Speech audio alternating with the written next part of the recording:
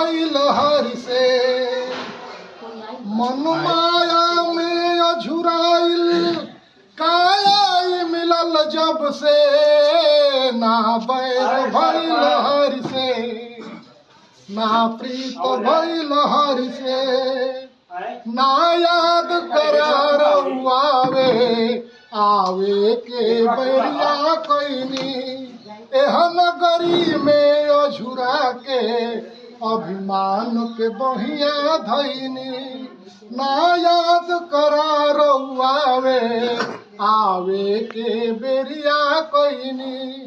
एहन गरी में अझुरा के अभिमान के बहिया धैनी हर रंग के चादर ओढ़ी हर रंग के चादर ओढ़ी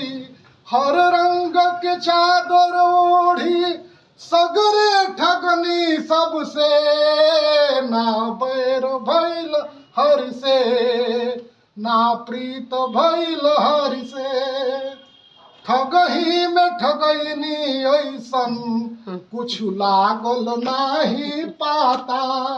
अब चाम झुराए लागल लागे घर छूटल जाता।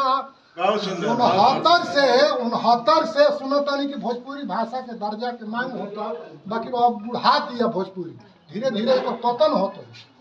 यानी जेकरा के देखी हमनी के घरों में हिंदी बोलत आदमी अंग्रेजी पढ़ावता तो ए ऐसे जो हम बोलिए तो नहीं जो हम बोलिए हम के भोजपुरी बिहान देखनी है शब्द तो हम भोजपुरी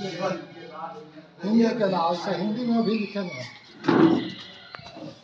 तो ठगही में ठगैनी ऐसन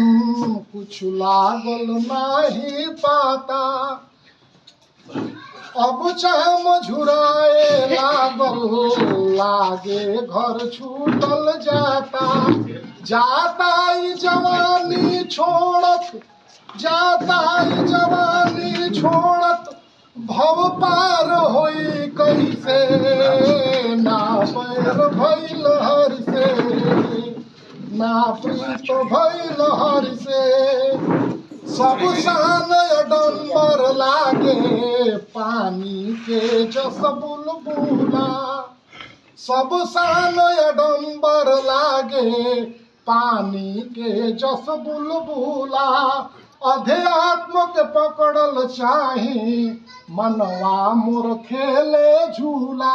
मन आग पास में बोले बहुत सुंदर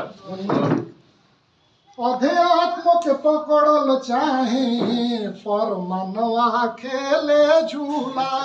निज निज लटहा छोड़ गईले निज निज लटहा छोड़ गईले निज निज लटहा छोड़ गईले ना नाम कहा लब से ना बैर भइल हरि से ना प्रीत भइल हरि से